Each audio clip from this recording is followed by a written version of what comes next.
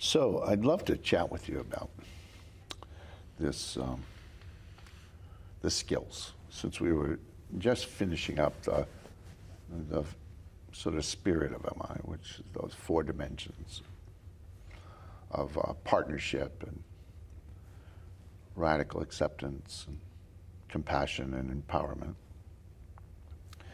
which have to be a foundational part of the foundation. It just has to be there. But then that's not enough, because it's, of course, a spirit. There's nothing there. So we have to talk about skills. And I'm interested in skills because the question is, that's what you end up doing when you have the right attitude. I don't know if right is the right word. And what's in the literature here is open-ended questions, affirmations, and reflections in summary are often referred to as ORs. And so when those land on you, what is your first thought? What are you thinking about? Honestly, my first thought goes to didactic. And this is the objective part that kind of comes in. I'm sorry about your mind. I'm very sorry about your mind.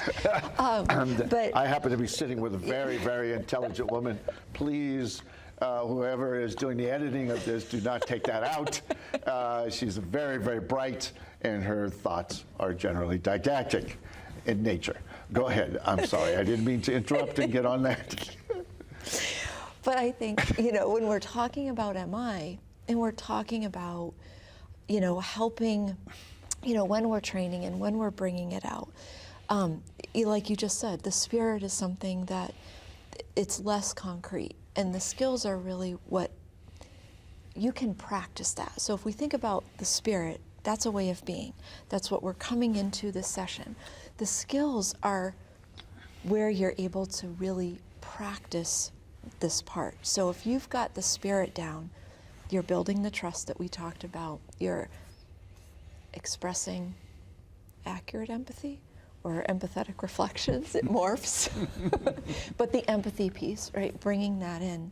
And the skills are, for me, it gives a little bit more of a structure of MI. Like, what does that look like? The open-ended questions,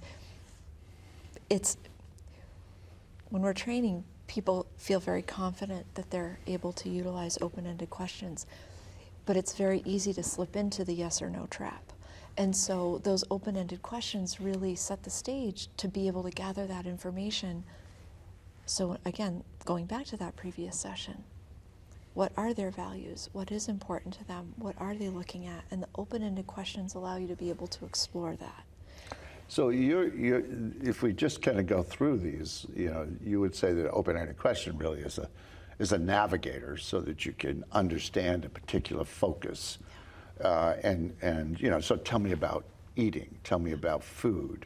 Tell me about your smoking habit. Tell me about whatever it is, right? The focus of and then what you do is you start to really empathize, and that empathetic understanding, which may not be accurate, but you're just trying to understand how they see the values, what's important to them, and what are their hopes and dreams, and you're trying to listen for those things and then reflect upon them. Right. So you've got first this navigator called the open-ended question, which is like, tell me more about, or describe for me, or describe for me, what you do in an average day, or, right. And just think about that stuff, and then you can kind of reflect on it with them.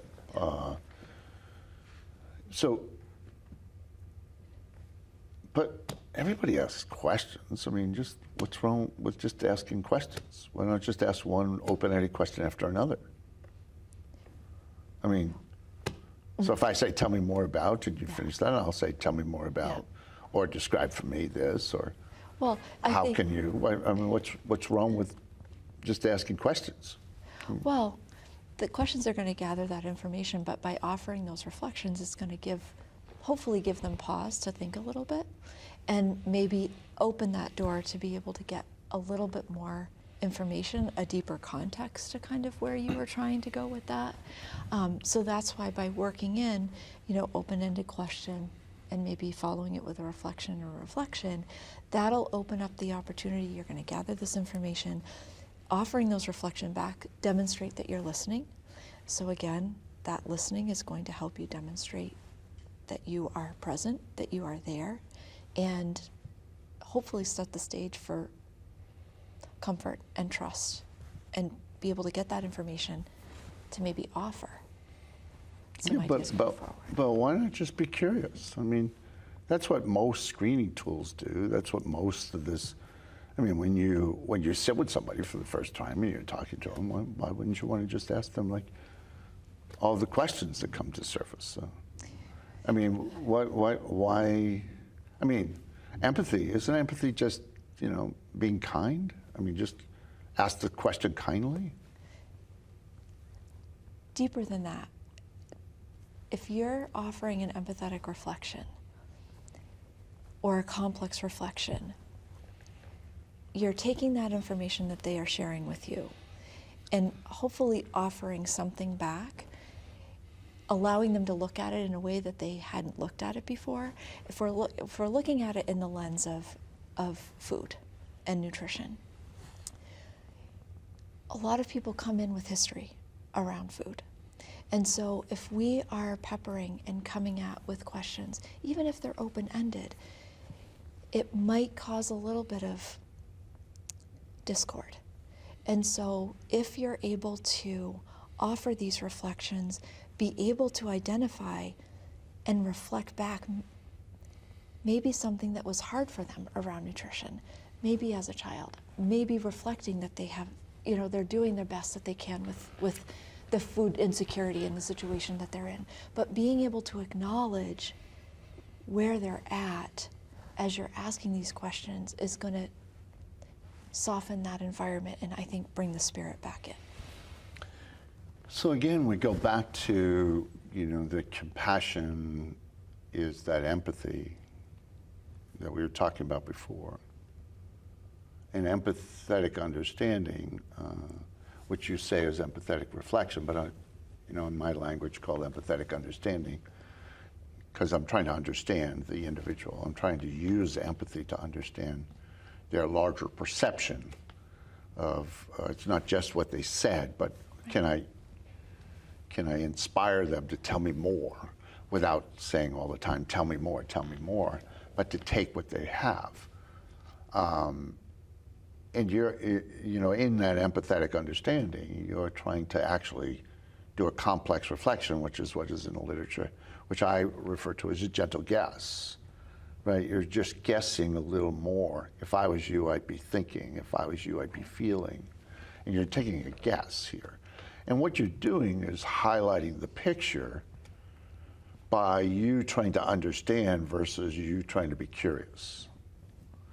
And that it felt like open-ended questions opened it up. Just what they meant, opened them up. They created an elaboration. They created a bigger picture, a fatter picture. But it's really the empathy that guides it along, that moves it as part of that engagement phase. Because you're again trying to change people through the heart. So you're trying to engage what is their story. And in a lot of ways, you want to feel and sense and smell and touch what it must be like to be them. You're trying to use all of your senses. And to build on that, when you're looking at this through the lens of a helper and through this coaching project, there's so much that affects what people eat and how people eat. And being able to listen and be able to reflect that and listen for what are some of those reasons that is, why are they making the choices that they're making? There's a reason for that. And oftentimes, especially around food, especially around weight, they're very deep. And so you're talking about empathetic understanding, right? That allows you to acknowledge what's going on beneath the surface, because a meal plan is not going to fix it if we're not listening, if we're not being present with our heart, if we're not being compassionate, because food is such a personal thing for people. Well, and it's a legacy. Yes. It's what the generation before did, Yes. and culture is attached to food, Yes. And religion is attached to food, and all of our diversity in our lives is attached to food. That women see food differently than men. That children see it different than adults.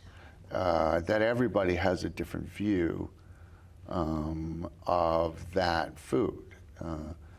And everything else in life. If we were talking about school, if we were talking about smoking, we were talking about exercise.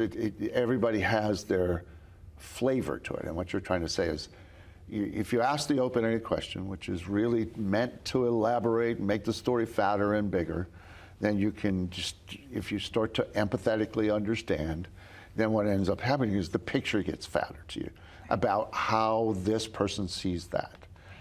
And we've got two other skills here, which is this affirmation, as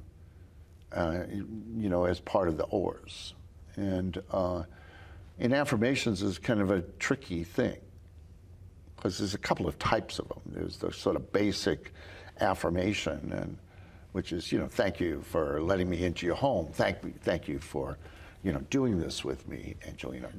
Whatever, right? It's, all right, I appreciate that how open you were with me today. But there's another one. Another one is, I can see how important it is to you. I can see how important it is for you to be a really, really good parent here. And it's an affirming a value, affirming a dream. And it doesn't go anywhere, but it just touches off that spot within people. And because you're now kind of honing in on a specific value or a core need, a core yearning, I'll call it, that they have. Yeah. And strengths too. And strengths and just noticing strengths and Right. noticing those kinds of things and seeing those in the affirmation and affirming them. And I'm curious, because most recently I've been playing with the idea of where does affirmations have the most impact? And I go back to, I think what you were saying, it was very interesting the way you talked about it, because the way you talked about it today was you went to open-ended questions and then you went to reflection. And I think there's a certain rhythm to the conversation that says, ask the open-ended question, stay with empathy for a bit so that you can see the picture, and then you can pick out the strengths. Then you can pick out the values. It's almost like affirmations is the second half of the conversation. And they can be complex in the sense of, time out. I want just to acknowledge something here. I want your strength to be able to survive and thrive in the midst of having little or no money. Yeah. And just having that stop, because it's not going to move the conversation. Yeah. But it is going to, it is going to affirm something. Yeah. What comes to mind is another kiddo that did, a project with me. But can you hold that? Yes. Because we've come to the 15 minutes of this, and we've missed one.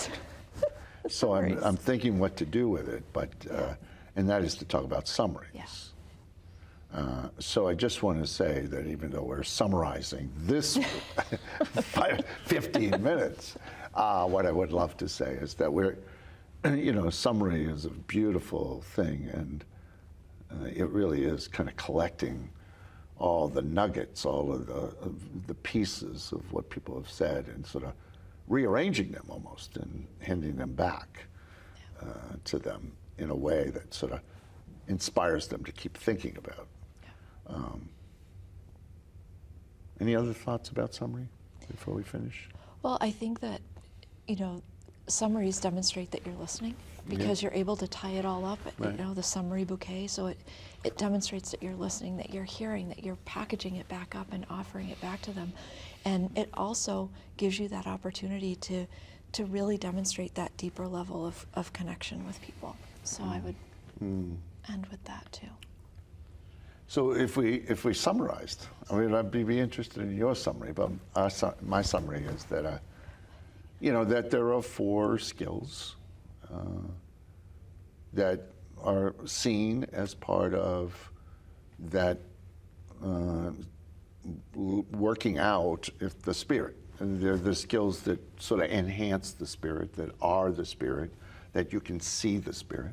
And they're open-ended questions and affirmations and empathetic understanding, or in the literature called reflections, both simple and complex.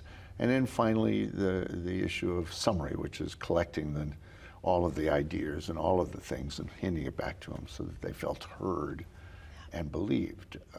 Those are the 4 skills. Your summary of this? My summary is that, yes, those are the didactic parts of motivational interviewing, but it allows space for exploring and acknowledging and affirming the work that people do to take care of themselves, to take care of others. Food is love in so many ways. And so being able to affirm that and acknowledge the caring that goes around food would be kind of my summary on how you use that. Beautifully said.